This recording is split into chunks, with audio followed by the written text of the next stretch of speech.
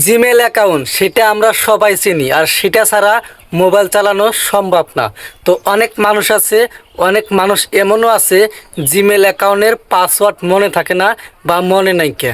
আপনি যদি মোবাইলটা চেঞ্জ করেন, তাহলে আগের যে জিমেল আছে সেটা যদি আপনার থাকে, তাহলে কিন্তু সেখানে অনেক নাম্বার সেভ করা থাকে, অনেক ফটো থাকে, অনেক কিছু সেই জিমেলে সেট করা থাকে। তো আজকে আমি শেখাবো যে কিভাবে আপনারা জিমেল অ্যাকাউন্ট লগ ইন করবেন বা সেটার পাসওয়ার্ড আপনি জানবেন বা দেখবেন। তো আজকের ভিডিওটা অনেক ইন্টারেস্টিং একটা ভিডিও।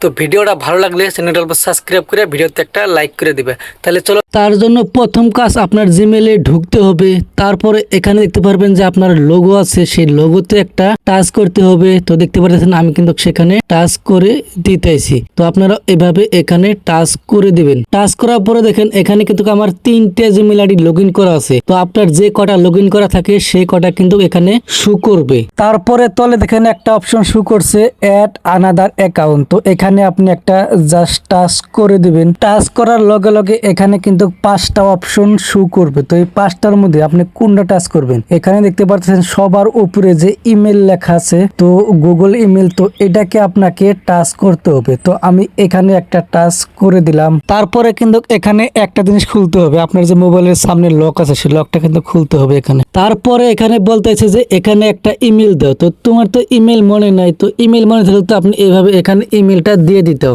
তো আমাদের তো ইমেলটা মনে নাই বা পাসওয়ার্ডটাও মনে নাই।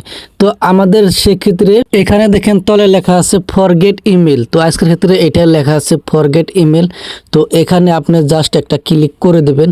তারপরে এখানে এখানে ইমেল, ফোন নাম্বার, আপনার কাছে যেটাই মনে আছে আপনার সেটা কিন্তু এখানে বসিয়ে দিবেন। এখানে লেখা আছে ফোন নাম্বার বা ইমেল।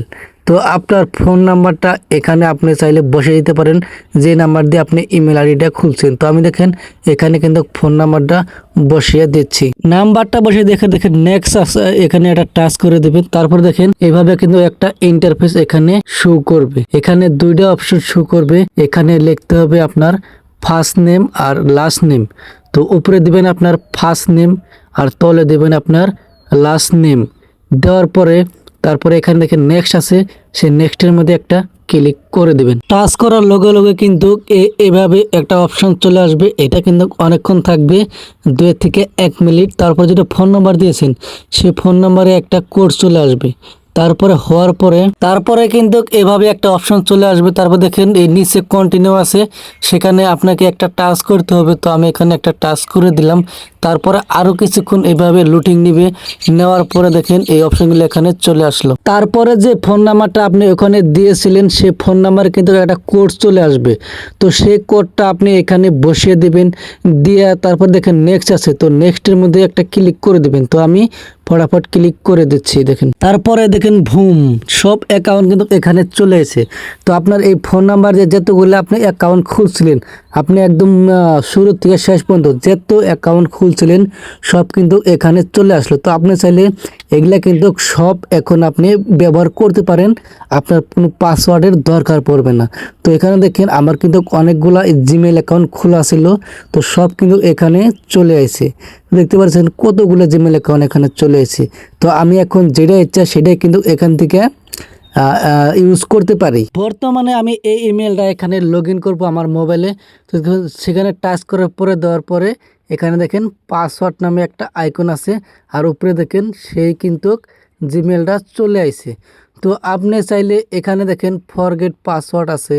তো আপনি যদি পাসওয়ার্ড একটা দেন সেটা কিন্তু কাজ করতেছে না।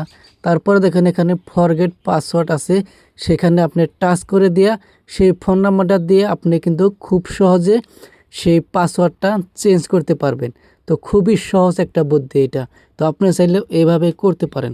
আগে শেষ না, ভিডিওটা দেখেন, আরও কিছু বলার আছে আমার। ও গাইস, ফাইনালি এখানে আপনার স্ক্রিন লকটা যে আছে সেটাকে দিবেন, দিয়ে এটাকে খুলবেন। তারপরে এভাবে লুট নিবে। লুট নেওয়ার পরে দেখেন এখানে কিন্তু সেই জিমেলটা এখানে চলে আসে।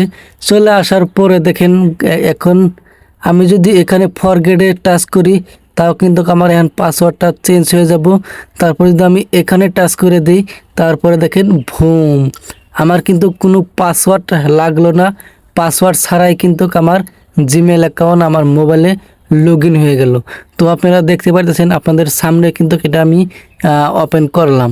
তো ভিডিওটা কেমন হয়েছে অবশ্যই কমেন্ট করবেন, আর ভিডিওটা ভালো লাগলে চ্যানেলটা সাবস্ক্রাইব করে ভিডিওতে একটা লাইক করে দেবেন। তো আজকের ভিডিও এটুকুই। তো সবাই ভালো থাকবেন, ধন্যবাদ।